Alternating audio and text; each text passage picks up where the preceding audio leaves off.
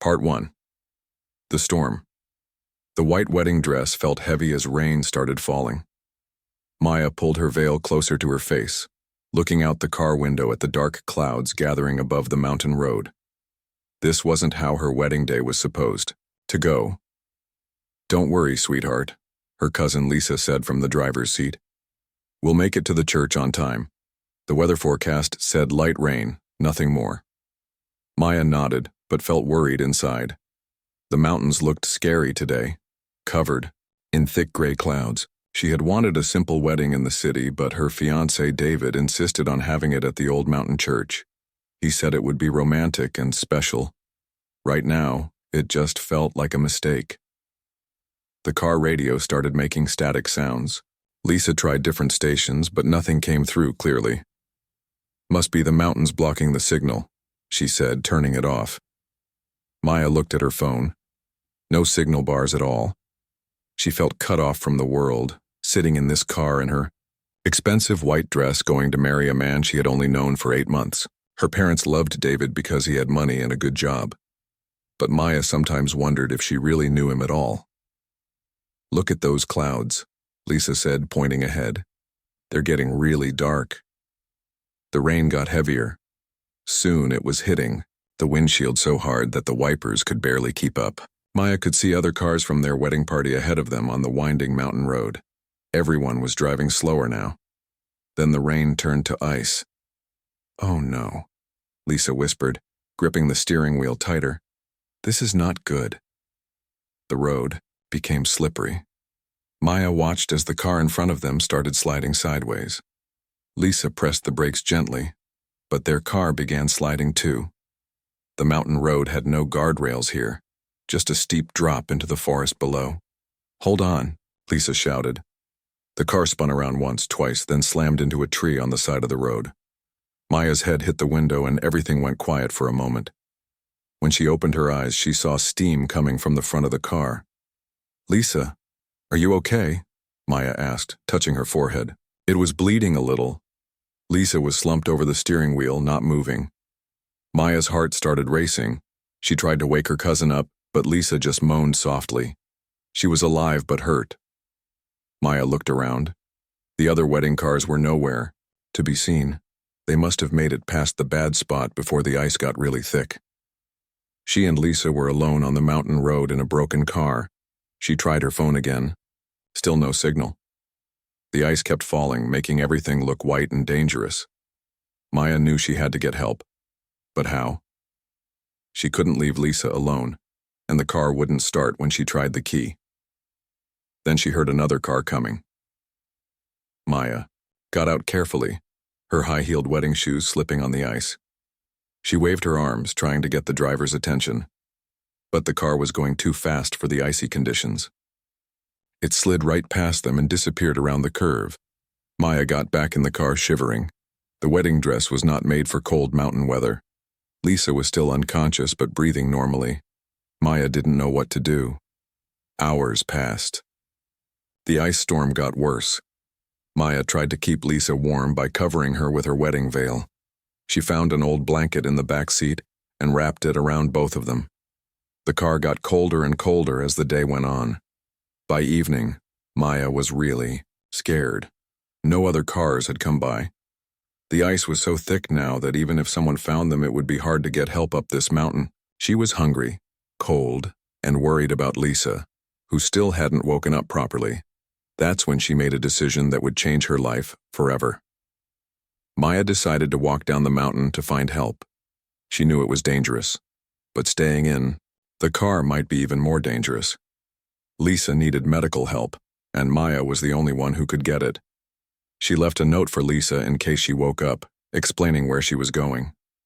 Then she started walking down the icy mountain road in her wedding dress and high heels. The storm made it hard to see more than a few feet ahead. After walking for what felt like hours, Maya realized she had made a terrible mistake. She was lost. The road had so many curves and turns that she couldn't tell which way led back to the car or which way led to town. Everything looked the same in the white, icy darkness. Her feet were numb from cold. The thin wedding shoes were completely wrong for walking on ice. She had fallen down several times and her beautiful white dress was torn and dirty, but she kept walking because she didn't know what else to do. Then she saw a light in the distance. Maya felt hope rise in her chest. Maybe it was a house or a ranger station or someone who could help. She walked toward the light, leaving the road and going into the forest. The trees gave her some protection from the ice, but they also made it darker and scarier. The light seemed to move farther away as she walked toward it. Maya began to wonder if she was seeing things. She was so cold and tired that her mind might be playing tricks on her. She stumbled over a fallen tree and fell hard onto the frozen ground. This time, she couldn't get back up. Her body was too cold and tired to keep going. Maya lay there in her wedding dress, looking up at the dark sky through the tree branches. She thought about David, probably waiting at the church, wondering where his bride was. She thought about her parents, who would be worried sick. She thought about Lisa, alone in the broken car. Maya started to cry, but the tears felt like ice on her cheeks. Just when she thought she might die there in the forest, she heard footsteps. Someone was walking through the trees, coming toward her. Maya tried to call out, but her voice was just a whisper. The footsteps got closer. Then she saw a figure appear through the trees. It was a man, tall and strong-looking, wearing heavy winter clothes. He had a thick beard and long hair, and he moved through the forest like he knew every tree and rock. In his hand was a bright flashlight, the light Maya had been following. "Well, what do we have here?" the man said, kneeling down beside her. His voice was deep and calm, not scary like Maya thought it might be. "A bride lost in the storm?" Maya tried to speak, but only a small sound came out. The man lifted her up, easily, like she weighed nothing at all. Maya wanted to tell him about Lisa, about the car, about everything that had happened. But the cold and exhaustion took over, and she fainted in his arms. When Maya woke up, she was lying on a soft couch, in front of a warm fire. She wasn't wearing her wedding dress anymore. Instead, she had on dry clothes that were too big for her, a thick sweater and warm pants. Her wedding dress was hanging near the fire, steaming as it dried. The room was small but cozy. It looked like a log cabin with wooden walls and simple furniture. Everything was clean and well organized. Maya could smell something good cooking, like soup or stew. "You're awake," said the same deep voice from the forest. The man was standing by a small kitchen, stirring something in a pot. "Good. I was starting to worry about you." Maya sat up slowly. Her head still hurt from hitting the car window and her feet were sore from walking in those terrible shoes. But she felt warm and safe for the first time all day. "Who are you?" she asked. "Where am I?" The man turned around. In the light of the cabin, Maya could see him better. He was probably in his 30s, with kind brown eyes and a gentle face, under all that hair. He looked like someone who spent a lot of time outdoors, strong and weathered but not frightening. "Name's Tom," he said. "This is my cabin. I live up here in the mountains, away from all the noise and trouble of town. Found you half frozen in the forest wearing that fancy dress. Figured you might have a story to tell." Maya remembered everything then. The car crash, Lisa, the long walk in the storm. She started to panic. "My cousin," she said, trying to stand up. "She's hurt back at the car. We crashed on the mountain road. She hit her head and wouldn't wake up. I left her there to find help. I have to go back." Tom held up his hand to calm her down. "Easy there. The storm's too bad right now to go anywhere. But don't worry about your cousin. I radioed down to the ranger station before the lines went dead. They'll send someone to look for crashed cars once this weather clears up." "You have a radio?" Maya asked hopefully. Tom nodded toward a corner of the cabin where Maya could see radio equipment. "Had one. Storm knocked out most of the communication towers about 2 hours ago. But I got the message through before that happened. Help will come, just not tonight." Maya felt a little better knowing that someone might be looking for Lisa. But she was still worried. Is she going to be okay? She wouldn't wake up. "Head injuries can be tricky," Tom said honestly. "But if she's breathing normally and just unconscious, that's usually not the worst sign. The rescuers know what they're doing. They'll take good care of her. Tom brought Maya a bowl of hot soup. It tasted wonderful after the long, cold day she'd had. As she ate, she looked around the cabin more carefully. It was small but had everything a person might need. A kitchen, a sleeping area, shelves full of books, and supplies neatly organized everywhere. "You really live up here all by yourself?" Maya asked. Tom nodded. 5 years now. Built this place, myself, piece by piece. Got everything I need right here. Solar power, water from the spring, food I grow and hunt. Don't need much from the outside world. Maya couldn't imagine living so far away from everything. "Don't you get lonely?" Tom was quiet for a moment, looking into the fire. "Sometimes," he said finally. "But lonely up here is better than lonely." Part 2. Unlikely, Shelter Maya woke up to the sound of wood chopping outside. For a moment she forgot where she was. Then she remembered everything. The crash, the storm, Lisa, and the mountain man named Tom who had saved her life. Sunlight was coming through the small cabin windows. Maya looked outside and gasped. Everything was covered in thick ice that sparkled like diamonds in the morning sun. Trees bent under the weight of ice, and the whole world looked like a frozen fairyland. It was beautiful but also scary. No cars could drive on roads like this. She found her wedding dress hanging by the fire, now dry but wrinkled and stained. Tom had left clean clothes on a chair for her, jeans and a warm flannel shirt that were way too big but felt comfortable and cozy.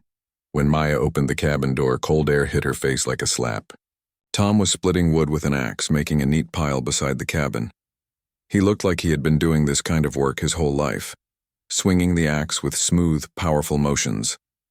"Good morning," he said, stopping to look at her. "Sleep. Okay?" "Yes, thank you," Maya said. "Have you heard anything about my cousin? Or the rescue teams?" Tom shook his head. "Radio's still dead. This storm was bigger than anyone expected. It'll probably be a few more days before the roads are clear enough for vehicles." A few more days.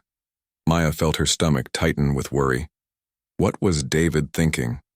What about her parents? And poor Lisa, alone and hurt somewhere on this mountain? "Hey," Tom said gently, seeing her worried expression. "Your cousin is probably in a warm hospital right now getting the best care possible. Emergency teams are good at their job, even in bad weather. They have helicopters and special equipment for situations like this." Maya hoped he was right. She tried to stay positive, but it was hard when she felt so helpless and far away from everything she knew. Tom showed her around his little homestead. Behind the cabin was a small garden area covered by ice, a workshop where he made and fixed things, and a shed with tools and supplies. Everything was organized and well built. "You really made all this yourself?" Maya asked, impressed despite her worries. "Took me 3 years to get it all set up properly," Tom said with pride. "Had to learn a lot of things the hard way. First winter, I almost froze to death because I didn't know how to properly insulate the walls." They walked to a small building that turned out to be a generator house. Tom explained how he used solar panels and a water wheel in the creek to make electricity. Maya had never met anyone who lived so independently before. "Why did you choose to live like this?" she asked. Tom was quiet for a moment, looking out at the frozen landscape. "Sometimes life in the regular world gets too complicated," he said finally.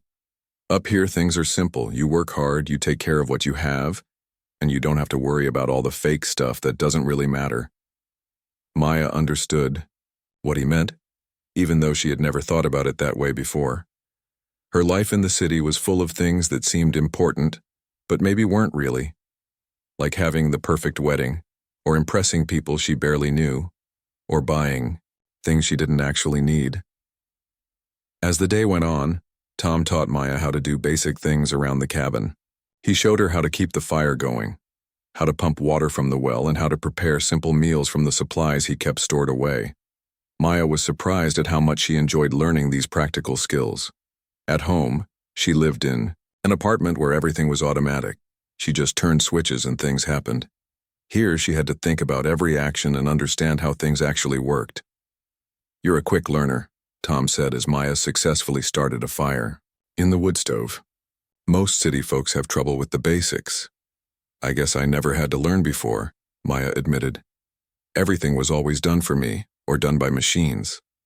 While Maya practiced her new skills, Tom worked on various projects around the cabin. He fixed a loose board on the porch, sharpened tools in his workshop, and checked all his systems to make sure everything was working properly after the storm. Maya watched him work and noticed how calm and focused he was. Tom never seemed stressed or rushed even though he was doing important work. He just moved from one task to the next with quiet confidence. "Don't you ever get bored up here?" Maya asked as they prepared lunch together. Tom smiled. "Bored? There's always something that needs doing. And when the work is done, there's books to read, things to think about, places to explore. The mountains are full of interesting stuff if you know how to look." After lunch, Tom decided to try the radio again. Maya watched hopefully as he turned dials and spoke into the microphone, trying to reach someone, anyone, in the outside world. But all they heard was static and empty air. "The ice probably brought down more communication towers," Tom explained. "It'll take time to get everything working again." Maya felt trapped and frustrated. She was starting to worry that nobody would ever find them. What if they had to stay here for weeks? What if something had happened to Lisa and she never found out? Tom must have noticed her anxiety because he suggested they take a walk around the property. "Fresh air and movement help when you're feeling cooped up," he said. They put on heavy coats and boots and went outside. The ice made walking tricky, but Tom showed Maya how to move carefully and keep her balance. They followed a small trail that wound through the trees behind the cabin. "I built this trail myself," Tom explained. "It goes to some of my favorite spots on the mountain.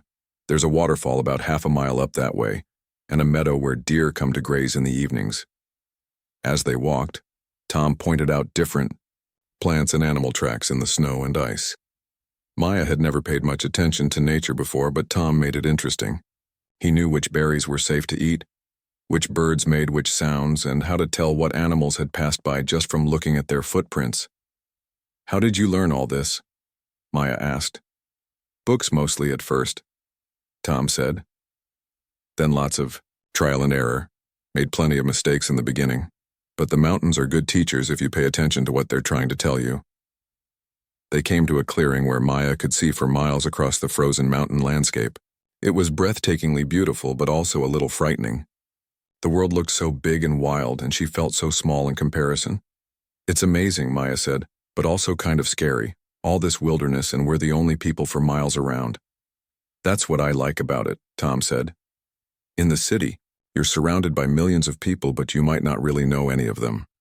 Up here, you're alone, but you're more connected to what's real and important." As they walked back to the cabin, Maya found herself thinking about Tom's words. Her life in the city was full of people, but how many of them really knew her? How many would help her if she was in trouble, the way Tom had helped a complete stranger?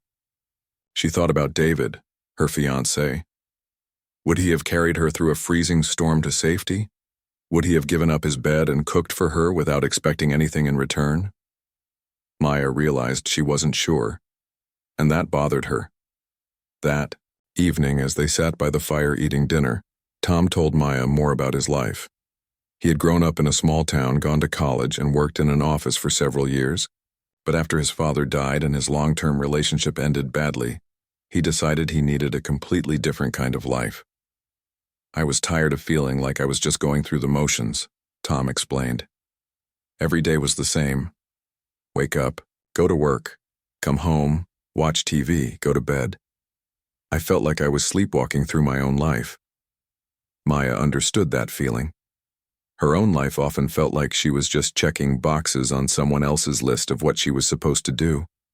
Graduate, college, check. Get a good job, check. Find a husband, check. Have a big wedding, check. But where was the joy in any of it? "Don't you miss anything about your old life?" Maya asked. Tom thought for a moment. "I miss some people, sure. And I miss certain conveniences sometimes. But I don't miss the stress, or the pressure to constantly buy things I didn't really want, or the feeling that I was living someone else's idea of success instead of my own." They talked late into the night, sharing stories about their lives and dreams. Maya told Tom about her job at a marketing company, which suddenly seemed silly and unimportant compared to the real, practical work Tom did every day. She told him about her family, who meant well but always seemed to have opinions about what she should do with her life. And she told him about David, though she found it harder to explain their relationship than she expected. "We met at a conference," Maya said. "He was giving a presentation about investment strategies. Everyone said he was a catch. Successful, good-looking, ambitious. My parents loved him immediately." "But what did you think of him?" Tom asked. Maya paused. "I thought he was nice, smart, stable. All the things you're supposed to want in a husband." "That doesn't sound very romantic," Tom observed gently. Maya stared into the fire, thinking. Tom was right. Her relationship with David was comfortable and practical, but it wasn't passionate or exciting. They got along fine, but they didn't really challenge each other or bring out the best in each other the way she had always hoped love would. "I guess I convinced myself that the crazy, passionate kind of love was just in movies," Maya admitted. "That real relationships were about compatibility and shared goals." Part 3. Growing Connection. Maya woke up to the smell of coffee and pancakes. She could hear Tom moving around quietly in the kitchen, trying not to wake her. Through the window, she could see that the ice was starting to melt a little, creating small puddles that reflected the morning sun. When she came out of the bedroom, Tom smiled at her over a stack of golden pancakes. "Thought you might be hungry," he said. "These are made from scratch. I grind my own flour from wheat I grow in the summer." Maya was amazed. "You grow your own wheat? And grind your own flour?" "It's not as hard as it sounds," Tom said, serving her a plate. "Just takes time and planning. These pancakes taste better than anything you can buy in a store." He was right. The pancakes were delicious, light and fluffy with a rich, nutty flavor Maya had never tasted before. She ate 3 of them before she realized how hungry she had been. After breakfast, Tom tried the radio again. This time they heard something.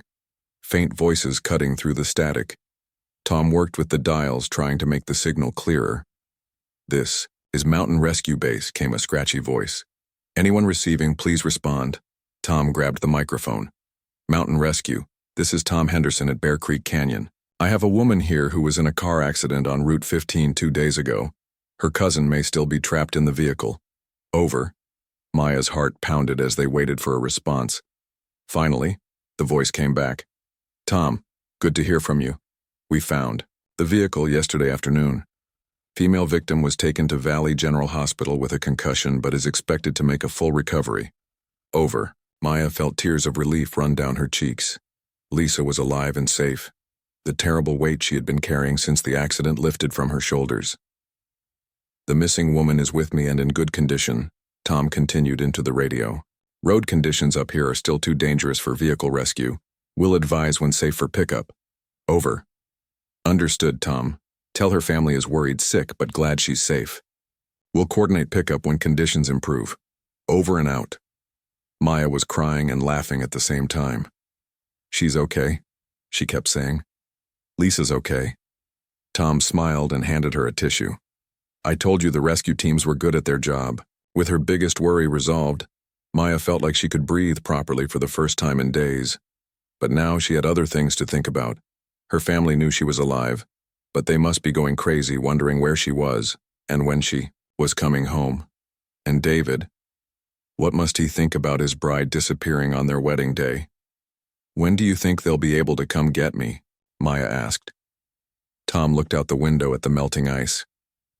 "Couple more days, probably. The main roads might be clear by tomorrow, but the trail up to my cabin will take longer. It's pretty steep and winding." A couple more days. Maya surprised herself by feeling disappointed instead of relieved. She was starting to enjoy her time in the cabin with Tom. Life here was simple and peaceful in a way she had never experienced before. As the morning went on, Tom showed Maya more of his daily routines. They checked on his animals, a few chickens, that lived in a cozy coop behind the cabin. Maya had never seen chickens up close before, and she was delighted when Tom let her collect the eggs. "They're still warm," she said, holding the eggs carefully in her hands. "Fresh eggs are one of the best parts of living up here," Tom said. You'll never want store-bought eggs again after you've had these. They spent the afternoon working on various projects around the homestead. Tom was making repairs to his solar panel system, which had been damaged by falling ice. Maya helped by holding tools and asking questions about how everything worked. She was fascinated by how Tom had figured out ways to live comfortably without depending on the power company or the water company or any of the services she took for granted in the city. He generated his own electricity, collected his own water, grew his own food, and fixed his own problems. "Weren't you scared when you first moved up here?" Maya asked as they worked. "Living alone so far from help?" Tom paused in his work, considering the question. "Terrified," he admitted. "First few months, every sound at night made me jump. I wasn't used to how quiet it gets up here, or how dark it is when there are no streetlights." "What changed?" "I guess I learned to trust myself," Tom said. "In the city, I always felt like I needed other people to solve my problems or tell me what to do. Up here, I discovered I could figure things out on my own. That gave me a different kind of confidence." Maya understood what he meant. In her regular life, she was always asking other people for advice or approval. What should she wear? What job should she take? Who should she date? Even her engagement to David had happened partly because everyone else thought it was a good idea. But here in the mountains, she was making decisions for herself. Small ones like how much wood to put on the fire, but they were her own choices based on her own judgment. It felt good in a way she hadn't expected.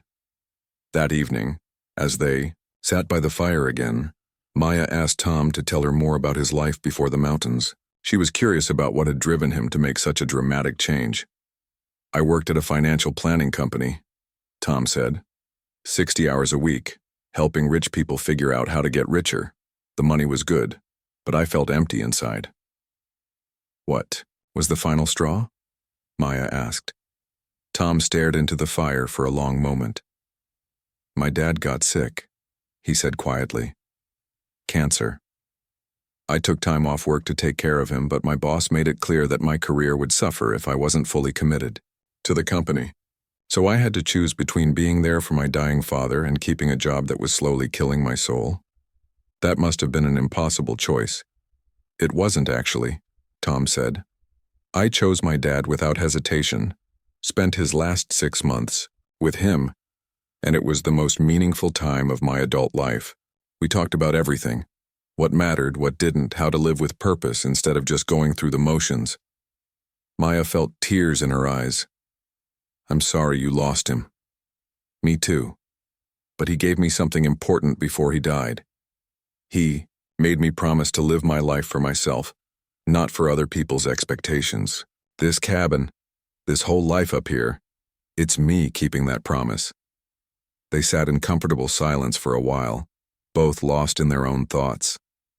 Maya found herself thinking about her own father, who was kind but had always pushed her to be practical and safe in her choices.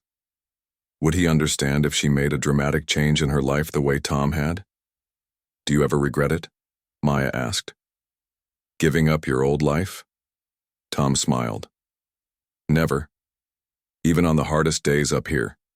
When the generator breaks, down or I'm snowed in for weeks, I feel more alive than I ever did in that office. This life has challenges, but they're real challenges with real solutions, not like the fake problems and fake urgency of corporate life." Maya nodded, thinking about her own job. She spent her days creating marketing campaigns for products people didn't really need, trying to convince them they would be happier if they bought more stuff. It paid well, but it didn't feel meaningful or important. "What about relationships?" Maya asked. "Don't you want to share this life with someone?" Tom was quiet for a moment. "I used to think I needed to be completely independent before I could be with someone," he said. "But lately, I've been thinking that maybe the right person wouldn't want to change this life. They'd want to be part of it." There was something in the way Tom looked at her when he said this that made Maya's heart skip a beat. She felt a connection with him that was deeper and more real than anything she had ever felt with David. The next day brought warmer weather and the sound of melting ice dripping from the trees. Tom said the roads would probably be clear enough for rescue vehicles within 24 hours. Maya should have been excited about going home, but instead she felt sad. "I don't want to leave." she admitted as they walked around the property together. Is that crazy? Not crazy at all, Tom said. You've had a taste of a different way of living. It makes sense that you'd want more of it. But I have responsibilities. A job, an apartment, a life back in the city. And David, I need to explain. What happened? Figure out what to do about our relationship. Tom nodded, but Maya could see disappointment in his eyes. Of course, you have to go back to your real life. This feels like real life too, Maya said softly. They spent that last day doing all of Maya's favorite activities from her week at the cabin. They collected eggs from the chickens, cooked a meal together over the wood stove, and sat on the porch watching the sun set over the mountains. That night, as they sat by the fire, Maya worked up the courage to say what she had been thinking all day. Tom, I know this might sound crazy, but I feel closer to you after 1 week than I do to David after 8 months of dating. Tom looked at her seriously. I feel the same way about you, Maya, but you belong in the civilized world. This mountain life isn't for everyone. How do you know it's not for me if I've never really tried it? Because you have a whole life waiting for you down there. Family, friends, career. I can't ask you to give all that up for someone you barely know. Maya felt frustrated. But what if I want to give it up? What if I've realized that my old life wasn't making me happy? Tom shook his head. Mountain fever. It happens to a lot of people who spend time up here. The peace and quiet, the simple living. It seems perfect when you're visiting. But after a few weeks of no internet, no. Part 4. Difficult choices. The rescue vehicle arrived just after sunrise. Maya heard the engine long before she could see it, echoing off the mountain walls as it made its way up the winding trail to Tom's cabin. She stood on the porch in her borrowed clothes, watching her old life come to reclaim her. 2 park rangers emerged from the 4-wheel drive vehicle, followed by someone Maya wasn't expecting to see. David, her fiancé, looking tired and worried, and completely out of place in his expensive city clothes and dress shoes. Maya, David called out, rushing toward her. Thank God you're alive. I've been going crazy with worry. He wrapped her in a tight hug that felt strange and unfamiliar after a week of gentle, respectful interactions with Tom. David's cologne seemed too strong, his grip too possessive, his relief too dramatic. I'm fine, Maya said, stepping back from the hug. Tom took good care of me. David looked at Tom with suspicion and barely concealed hostility. I can't thank you enough for helping Maya, he said in a tone that didn't sound thankful at all. But we need to get her back to civilization and proper medical care immediately. She doesn't need medical care, Tom said calmly. She's been eating well and staying healthy, but of course she's free to go whenever she wants. The park rangers were more pleasant, thanking Tom for his help and asking Maya basic questions about her health and well-being. They seemed to know and respect Tom, calling him by name and asking about his winter preparations. Maya gathered her few belongings, including her wedding dress, which Tom had carefully cleaned and mended where it had been torn during her ordeal. As she folded it into the bag the rangers had brought, she felt like she was packing away more than just a dress. Ready to go home? David asked, taking her arm possessively. Maya looked back at the cabin, at Tom standing quietly on the porch, at the peaceful mountain landscape that had become so dear to her in just 1 week. Yes, she said. But her voice lacked conviction. The ride down the mountain was uncomfortable. David sat too close to her in the back seat of the ranger vehicle, holding her hand tightly and talking nonstop about everything that had happened since her disappearance. The wedding guests didn't know what to do, he said. We waited for hours at the church. Your parents were hysterical. I had to cancel the reception, deal with the caterers, explain to everyone what happened. It was a nightmare. Maya felt guilty about the trouble her disappearance had caused, but something about David's tone bothered her. He seemed more upset about the inconvenience and embarrassment than about her actual safety and well-being. I'm sorry, she said. I know it must have been difficult for everyone.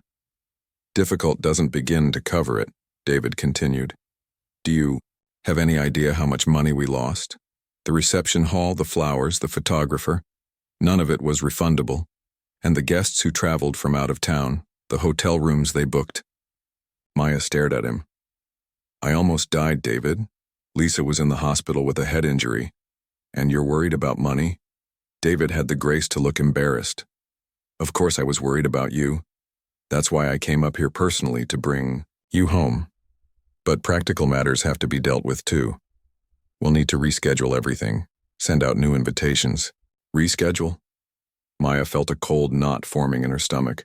Well, of course, we'll have the wedding as soon as possible. Maybe in a few weeks once you've recovered from this ordeal. Somewhere local this time, not in the mountains.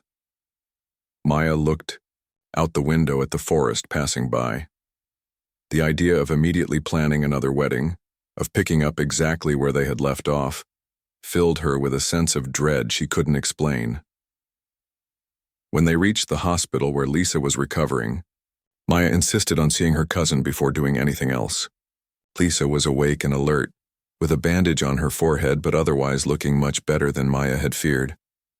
"Maya," Lisa exclaimed when she walked into the room. "I was so worried about you. When I woke up and you were gone and there was that note saying you went for help, I thought you might have frozen to death out there." Maya hugged her cousin carefully. "I'm so sorry I left you. But I had to find help and I got lucky.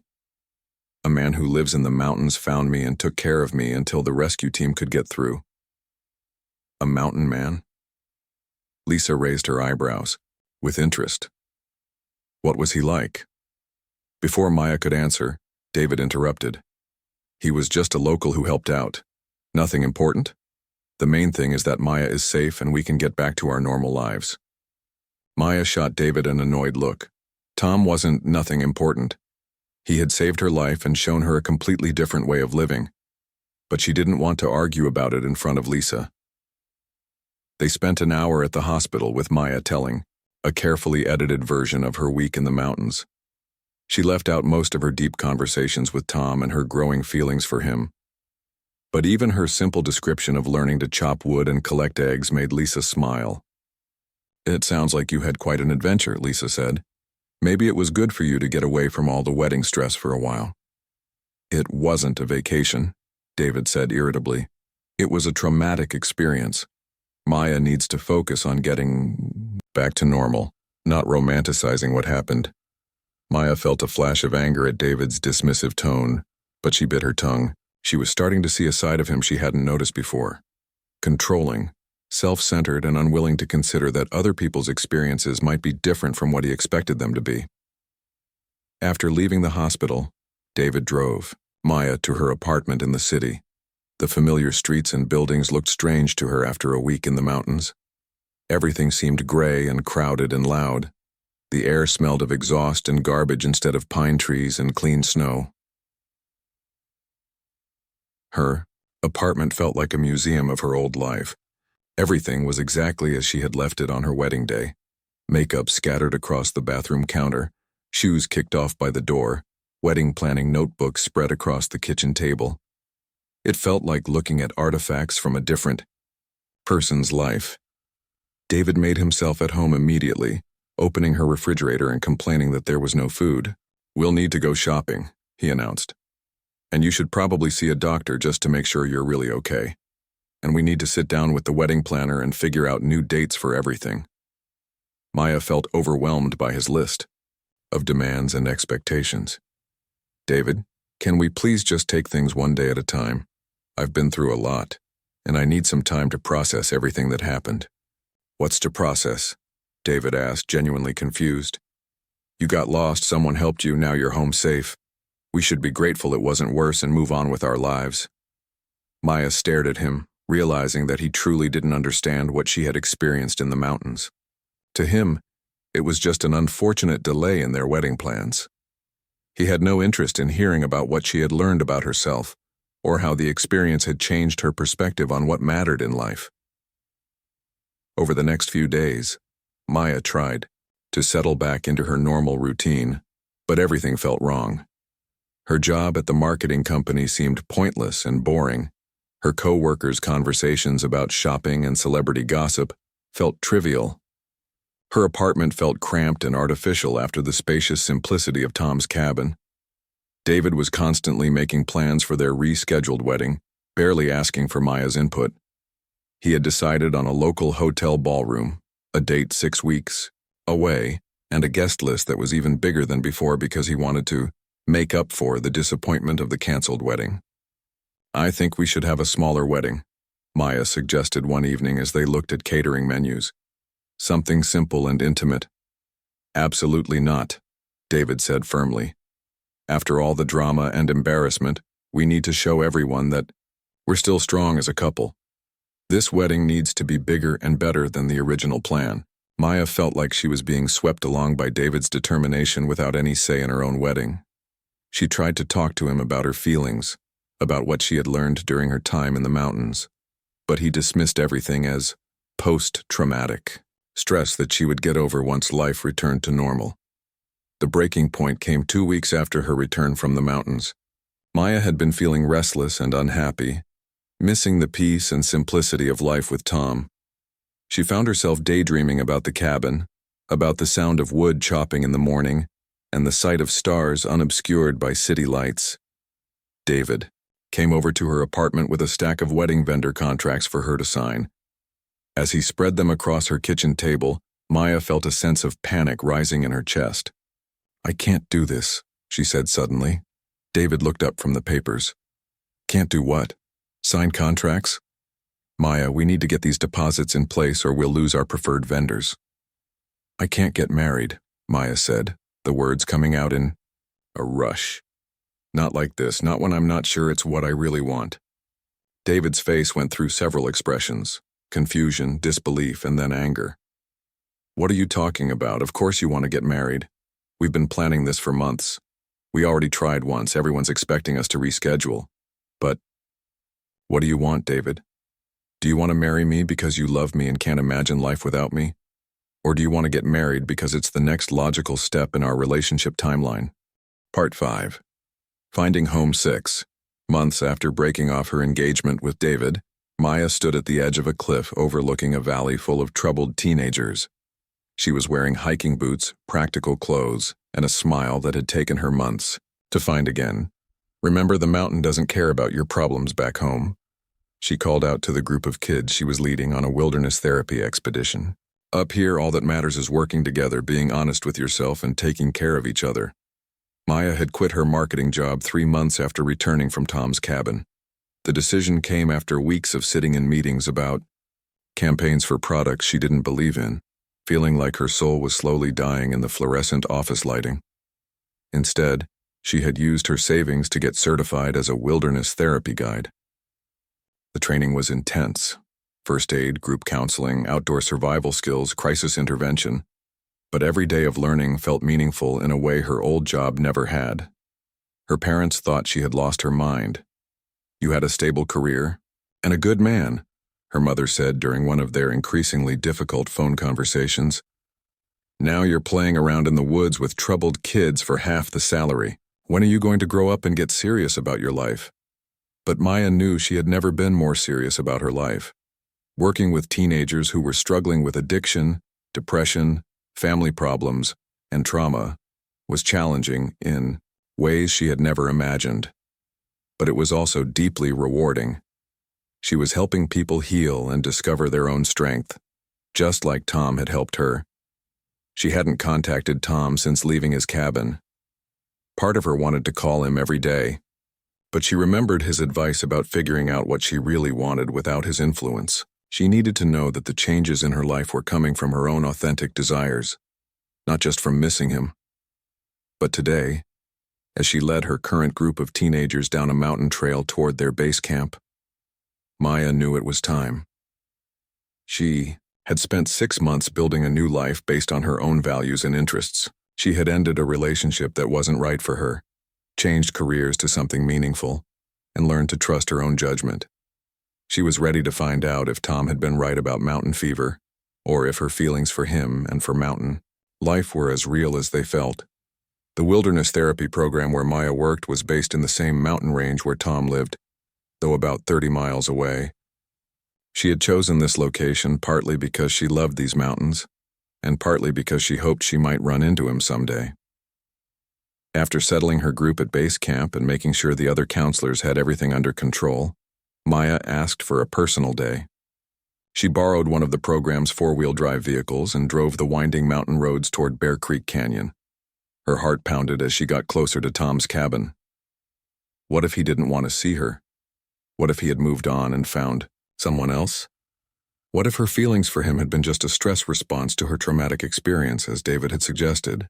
But when Tom's cabin came into view, looking exactly the same as it had 6 months ago, Maya felt a sense of coming home that she had never experienced anywhere else. She parked the vehicle and walked slowly toward the cabin. Tom emerged from his workshop, apparently having heard the engine. When he saw her, he stopped dead in his tracks, a hammer still in his hand. "Maya," he said, as if he couldn't believe his eyes. "What are you doing here?" "I came to see if you were right about mountain fever," she said, her voice shaking slightly with nervousness. "You said if I still felt the same way after a few months back in my real life, maybe we could talk about it." Tom set down his hammer and walked toward her slowly, studying her face. "And how do you feel?" Maya looked around at the peaceful mountain landscape, breathed in the clean air, listened to the sound of wind in the trees. "Like I've been holding my breath for 6 months and can finally exhale." Tom smiled. The same gentle, understanding smile she had fallen in love with during that week in the storm. "You look different," he observed. "Stronger, more confident." "I feel different," Maya agreed. "I ended my engagement with David. I quit my job in marketing. I became a wilderness therapy guide. I'm working with teenagers about an hour from here, helping them heal through outdoor experiences." Tom's eyes widened with surprise and admiration. "Wilderness therapy? That's serious work. How do you like it?" "I love it," Maya said simply. "It's hard and sometimes heartbreaking, but it's the most meaningful work I've ever done. I feel like I'm actually making a difference in people's lives instead of just trying to convince them to buy things they don't need."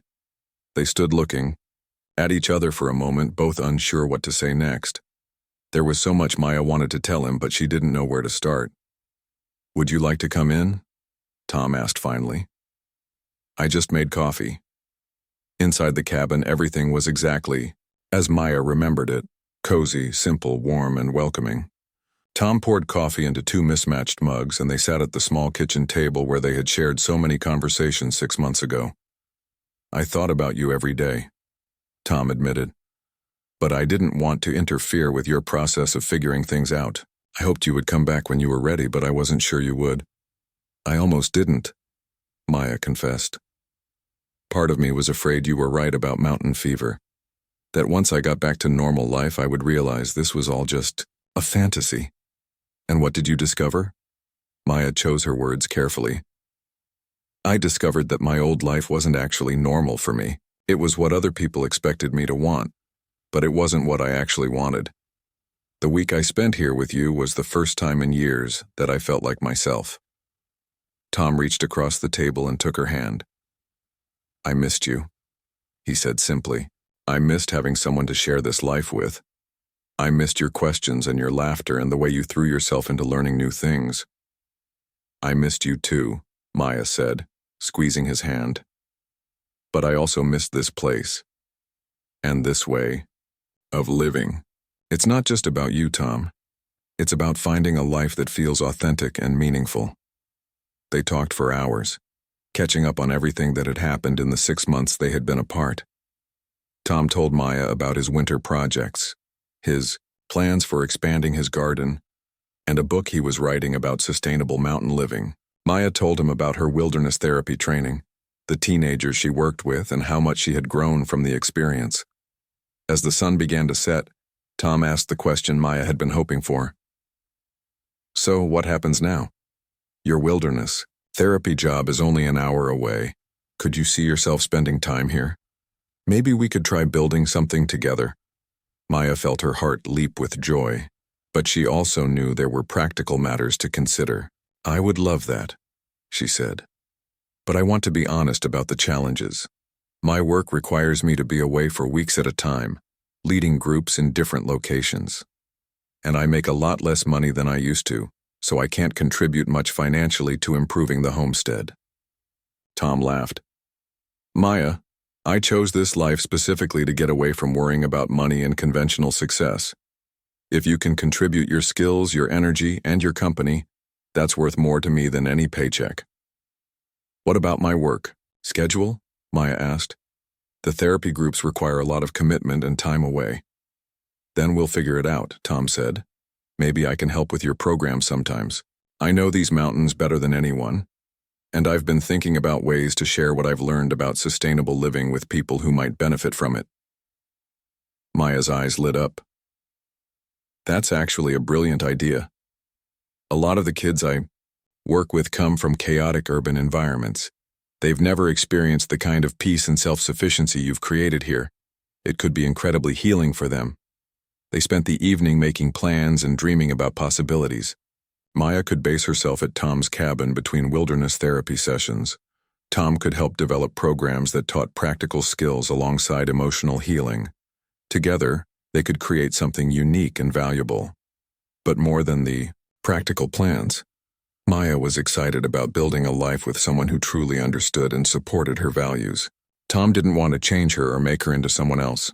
He wanted to partner with her in creating something meaningful together. As they sat by the fire that night, Maya reflected on how different this felt from her relationship with David. With David, she had always felt like she was trying to fit into a life he had already planned out. With Tom, she felt like they were creating a life together, based on what they both actually wanted. Are you sure about this? Tom asked as they prepared for bed. Living up here isn't easy. The winters are long and isolating. There are no restaurants or shopping or entertainment. When things break, we have to fix them ourselves. When we need something, we have to plan ahead and make do with what we have. Maya smiled. Tom, I've spent the last 6 months working with troubled teenagers in challenging outdoor conditions. I've slept in tents in snowstorms, dealt with medical emergencies miles from hospitals, and mediated conflicts between kids who were ready to fight each other. I'm not looking for easy. I'm looking for real. Over the following months, Maya gradually moved her life to the